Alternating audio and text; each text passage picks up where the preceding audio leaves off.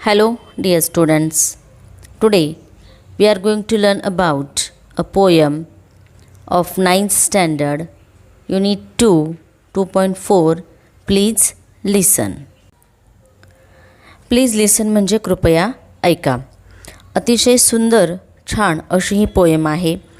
एका किशोरवयीन मुलाने आपल्या पालकांना म्हणजेच आपल्या आईवडिलांना अशी विनंती केली आहे की ह्या पोएमच्या माध्यमातून आपण ती बघणार आहोत. Please listen he G poem आहे ती अज्ञात म्हणजेच अनामिक कवीने लिहिलेली आहे. This is a poem by an unknown author. त्यांच्या नावाबद्दल आपणास काही माहिती नाही आहे. या कवितेत एक किशोरवयीन मुलगा आपल्या आईवडिलांना विनंती करत आहे की त्यांनी त्याचं म्हणणं ऐकून घेतलं पाहिजे, त्याला समजून घेतलं पाहिजे अशी त्याची इच्छा आहे. तो त्यांना सांगतोय की तुम्ही मला समजून घ्या. सर्वात महत्त्वाचं म्हणजे ह्या पोएममध्ये कोणतीही रायमिंग स्कीम नाही आहे, सेट केलेली नाही आहे. ही पोएम कशी आहे? फ्री व्हर्स आहे. So let start poem unit 2 2.4 please listen of class 9th. Now see the poem. Please listen. When I ask you to listen to me and you start giving me advice, you have not done what I asked. काय म्हणतो हा मुलगा बघा आता. किशोरवयीन मुलगा काय म्हणते बघूया आपण. जेव्हा मी तुम्हाला म्हणतो की माझं बोलणं ऐका, पण तुम्ही माझं न ऐकताच तुम्ही काय करता, मला सल्ले देऊ लागता. आणि मी तुम्हाला जे करण्याची विनंती करत आहे ते तुम्ही करतच नाहीत. हा मुलगा काय म्हणतो आहे बघा. ज्यावेळेस मी तुम्हाला माझं ऐका असं सांगतो आहे, when I ask you to listen to me you start giving me advice. तुम्ही काय करताय, लगेच मला सल्ले द्यायला सुरुवात करता. You are not done what I asked. आणि मी तुम्हाला जे सांगतो आहे ते तुम्ही करत नाही, उलट तुम्हीच मला सल्ला देताय. When I ask you to listen to me and you begin to tell me why I shouldn't feel that way, you are trampling on my feelings. जेव्हा मी तुम्हाला माझं ऐका अशी विनंती करतो तेव्हा तुम्ही म्हणता की मी तशा प्रकारे का विचार करावा. असं सांगून खरं तर तुम्ही माझ्या भावना दुखावता, ट्रॅम्पलिंग ऑन माय फिलिंग, किंवा माझ्या भावना काय करता, पायदळी तुडवता. मला काय म्हणायचे आहे याकडे तुम्ही पूर्णपणे दुर्लक्ष करता आहात, असं किशोरवयीन मुलगा आपल्या पालकांना आईवडिलांना सांगतोय. Now see next. When I ask you to listen to me and you feel you have to do something to solve my problem. जेव्हा मी तुम्हाला माझं ऐकण्याची विनंती करतो तेव्हा माझ्या समस्येवर काही उपाय सुचवला पाहिजे असं तुम्हाला वाटू लागतं. You have failed me strange as that may seem. खरं तर तेव्हा तुम्हाला असं वाटते तेव्हा तुम्ही मला फेल करता. ज्यावेळेस तुम्हाला असं वाटतं की तुम्ही माझ्या समस्येवर उपाय सुचवला पाहिजे त्यावेळेस तुम्ही काय करता, मला फेल करता किंवा मला अपयशी करता. खरं तर हे थोडंसं स्ट्रेंज विचित्र वाटेल, पण माझा निर्णय घेण्याच्या क्षमतेवर तुम्ही अविश्वास दाखवता. म्हणजे बघा त्या मुलाला काय सांगायचं आहे की तो फक्त म्हणतो माझं ऐका, तुम्ही माझ्यावर अविश्वास दाखवू नका किंवा माझ्या निर्णय घेण्याच्या क्षमतेवर किंवा तुम्हाला असं वाटेल की मी निर्णय घेऊ शकत नाही तर असं तुम्ही कृपया वाटू देऊ नका. Now see next. Listen. All I ask is that you लिसन.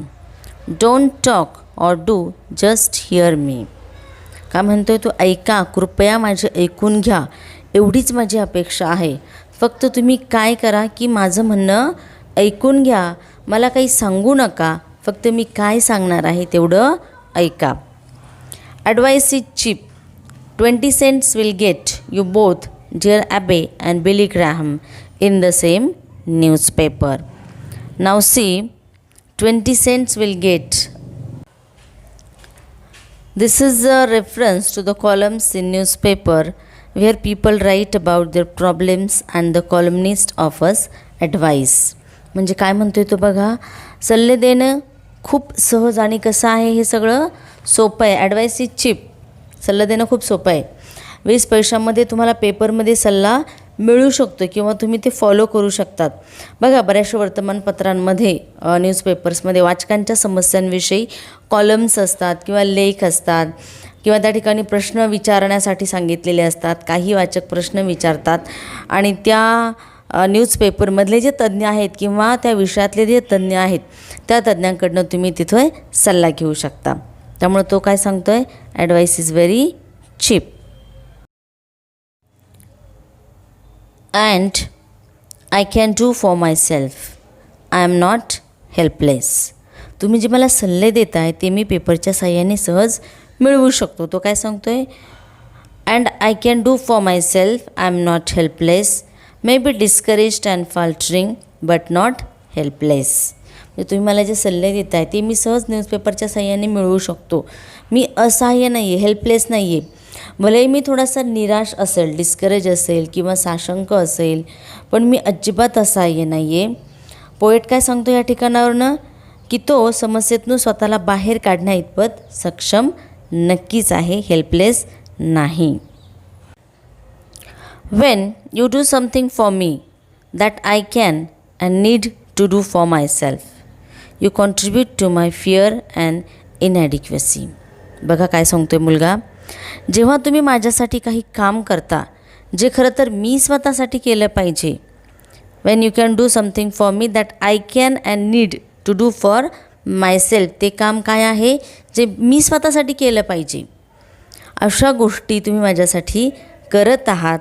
खरं तर जेव्हा तुम्ही माझ्यासाठी हे काम करता तेव्हा तुम्ही माझी भीती म्हणजे भीती वाढवत आहात व मला अकार्यक्षम बनवण्यात तुम्ही नकळतपणे हातभार लावत आहात.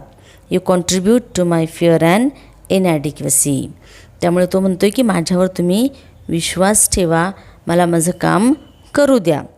त्यामुळे तो काय सांगतो आहे की ज्यावेळेस खरं तर जे काम मला करायचे ते तुम्ही करत आहात, तुम्ही माझ्यासाठी हे काम करतात, त्यावेळेस माझी भीती काय होते, नकळतपणे वाढत जाते आणि तुम्ही काय बनवत आहे, मला अकार्यक्षम बनवत आहात किंवा तुम्ही माझ्या भीतीमध्ये किंवा अकार्यक्षमतेमध्ये काय करत आहात, कॉन्ट्रीब्यूट करत आहात. But when you accept as a simple fact that I feel what I feel, no matter how irrational, then I can stop trying to convince you and get about this business of understanding what's behind this irrational feeling. बघा आता मला जे वाटते ते किती अविवेकी आहे, तर तुम्ही सिम्पल फॅक्ट साधं वास्तव म्हणून ही बाब ॲक्सेप्ट केली पाहिजे. जर तुम्ही सर्व काही आहे तसंच स्वीकारलं तर तुम्हाला कन्व्हिन्स करण्यात किंवा तुम्हाला पटवण्यात माझी शक्ती मला काय करावं लागणार आहे, खर्च करावी लागेल किंवा पण मग ती करणार नाही आहे. What you wanted to say, then I can stop trying to convince you. तिथून पुढे मी तुम्हाला कन्व्हिन्स करणार नाही आणि जेव्हा मी तसं करू शकेल तेव्हा मला माझी उत्तरे सापडतील. And get about this business of understanding what's behind this irrational feeling. मला कुठल्याही सल्ल्याची गरज पडणार नाही आणि ही जी इरॅशनल फिलिंग आहे, ही जी अविवेकी भावना आहे, ती आपल्याला सेन्स देण्याचं काम करते.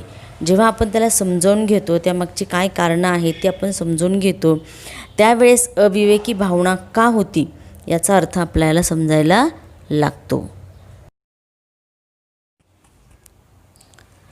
And when that's clear the answers are obvious and I don't need advice. ज्यावेळेस त्या गोष्टी क्लिअर होतील, ॲन्सर्स मला समोर दिसतील, त्यावेळेस मला सल्ल्याची गरज पडणार नाही. Irrational feelings make sense when we understand what's behind them. Irrational feeling काय आहे, आपल्याला सेन्स देणारी भावना आहे आणि त्यावेळेस आपल्याला त्याच्या मागे काय आहे ते लक्षात येईल. Perhaps that's why prayer works sometimes for some people because God is mute and he doesn't give advice or try to fix things. त्यामुळे बघा आता कदाचित म्हणून देवाकडे आपण जी प्रेयर किंवा प्रार्थना करतो ती अधिक प्रभावी ठरते. ती प्रार्थना आपले काम करते कारण देव कसा आहे, म्यूट आहे, मूक असतो, तो बोलत नाही, तो कोणतेही सल्ले किंवा ॲडवाईस देत नाही. मग समस्यांची उकल करण्याचा तो प्रयत्नही करत नाही. त्यामुळे ज्या प्रार्थना देवाकडे जातात त्या जास्त काय ठरतात? प्रभावी ठरतात. Now see, God just listens and lets you work it out for yourself. So, please listen and just hear me. काय म्हणते बघा तो, देव फक्त काय करतो तर लोकांचं म्हणणं किंवा लोकांचं गाऱ्हाणं शांतपणे ऐकून घेतो आणि प्रत्येकाला आपला मार्ग किंवा उपाय तो स्वतःच शोधू देतो. त्यामुळे प्लीज कृपया माझं ऐका. So please listen and just here me. And if you want to talk, wait a minute for your turn and I will listen to you. आणि तुम्हाला जर काही बोलायचं असेल तर 1 मिनिट थांबा किंवा तुमचा नंबर किंवा तुमची वेळ येईपर्यंत प्रतीक्षा करा, थोडंसं थांबा आणि यावेळी तुमचं बोलणं मी नक्की ऐकेल.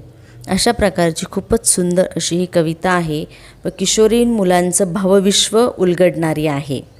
याचे पोएट जे आहे ते अज्ञात आहेत, पण खूप छान मेसेज, खूप छान संदेश त्यांनी ह्या पोएमच्या माध्यमातून दिलेला आहे. जो किशोरवयीन मुलगा आहे त्याचे आईवडील जे त्याचं ऐकत नाही आहेत, त्यामुळे तो काय सांगतोय की माझं फक्त ऐका, प्लीज लिसन. बऱ्याचशा वेळेस पॅरेंट्स काय करतात की मुलांचं म्हणणं न ऐकताच त्यांना बोलायला सुरुवात करतात. तर या पोएममधून तुम्ही प्लीज लिसन, मुलांचं ऐकून घ्या, असा एक छानसा मेसेज कवीने या ठिकाणी दिलेला आहे.